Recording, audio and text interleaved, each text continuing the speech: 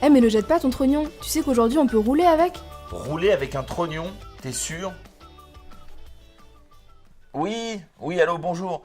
Je vous appelle parce qu'il paraît qu'on peut rouler avec un trognon de pomme, c'est vrai? Oula, oula, oula, oula, attendez, je comprends pas tout. Je viens vous voir.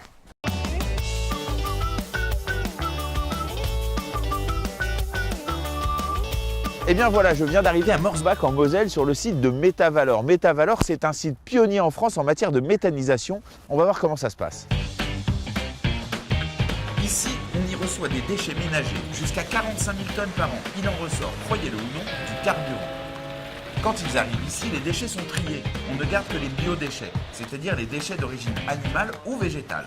Ces biodéchets, on va les faire passer dans un digesteur. Ça va pour commencer donner un compost d'excellente qualité qui pourrait être transformé en engrais.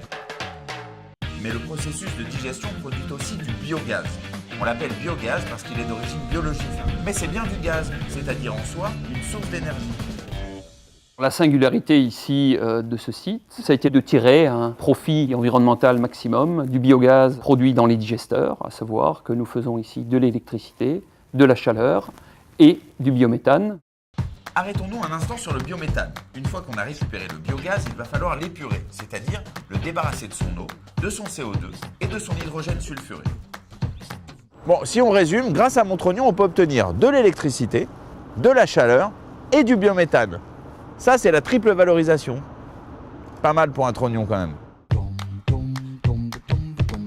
Bon, moi ce que j'aimerais bien savoir, c'est comment le gaz sort de cette usine pour se retrouver dans ma gazinière, dans ma cuisine. Alors pour continuer mon enquête, j'ai rendez-vous avec Alexis Lezel, ingénieur GRDF.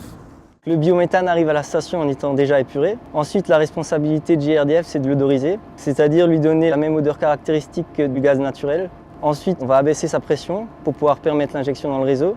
Lorsqu'il est conforme, on l'injecte dans le réseau où il se mélange avec le gaz naturel.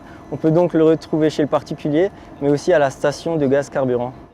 Alors voilà, c'est ici que mon trognon de pomme, après avoir été transformé en biométhane, permet de faire rouler tout type de véhicules. Des véhicules de collecte, des bus. Moi, je trouve ça assez incroyable. Le site de Métavalor est aujourd'hui le seul en France à produire du biométhane et du biocarburant et à avoir intégré une station d'injection. Ce n'est qu'un début. Ce site servira en partie de modèle à près de 400 autres projets de biométhane menés par GRDF sur tout le territoire. Et ça ne s'arrête pas là. Le biocarburant est aussi développé dans plusieurs pays d'Europe et même au-delà. On dirait bien que notre trognon de pomme a une longue vie devant lui.